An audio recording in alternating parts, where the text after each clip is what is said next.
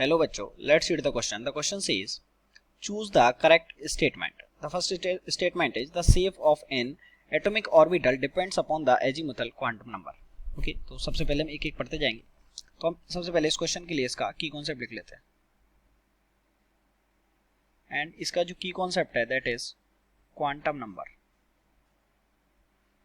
Quantum number.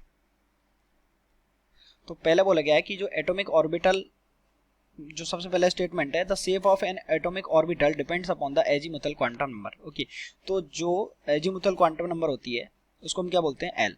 तो ये जो एल है इसका वैल्यू कहां से कहां तक होता है? इसका वैल्यू होता है 0 से लेके n-1. ये क्या बताता है? एजीमुथल क्वांटम नंबर ये बताता है shape of electron cloud. Shape of electron cloud. ये इलेक्ट्रॉन को जो ये शेप ऑफ इलेक्ट्रॉन क्लाउड बताता है, यानी कि इलेक्ट्रॉन क्लाउड जैसा होगा उसका ही ऐसा ही उसका एटॉमिक ऑर्बिटल होगा, यानी कि ये शेप ऑफ एटॉमिक ऑर्बिटल के लिए भी रेस्पॉन्सिबल होता है. Atomic orbital. तो फर्स्ट स्टेटमेंट क्या हो गया?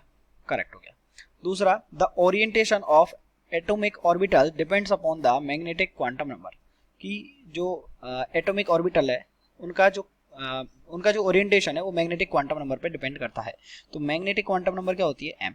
ओके, और इसकी वैल्यू क्या होती है? या तो -1 से लेके +1 होती है. ओके, और इसकी टोटल वैल्यूज कितनी होती हैं? इसकी टोटल वैल्यूज होती हैं 12 + 1.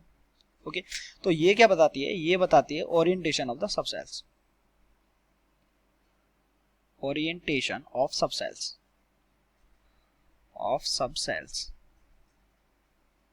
ये जो सबसेल्स है उसका ओरिएंटेशन बताती है. ओके, और सबसेल्स किसमें होते हैं? Atomic orbital. यानी कि बेसिकली एटॉमिक ऑर्बिटल का जो ओरिएंटेशन है वो किस पे डिपेंड करता है? मैग्नेटिक क्वांटम नंबर m पे डिपेंड करता है. The energy of an electron in an atomic orbital of multi electrons atom depends upon the principal quantum number only. तो वी नो दैट कि जो एनर्जी का फॉर्मूला होता है E= कितना होता है? -13.6 इंटू n²/z². तो ये एनर्जी किस पे डिपेंड कर रही है? प्रिंसिपल क्वांटम नंबर पे. तो यानी ये भी क्या हो गया? करेक्ट हो गया. And the number of degenerated atomic orbitals of one type depends upon the values of azimuthal quantum number. तो जो जितने भी degenerated atomic orbitals हैं उनकी वैल्यू कितनी होती है? उनकी वैल्यू होती है 12 + 1. Okay, number of degenerated atomic orbitals. और जहाँ पे जो L है, L क्या है? L वही azimuthal.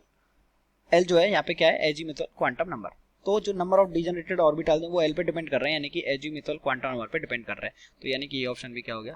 करेक्ट हो गया. यानी कि all 4 options are correct. I hope you understood well.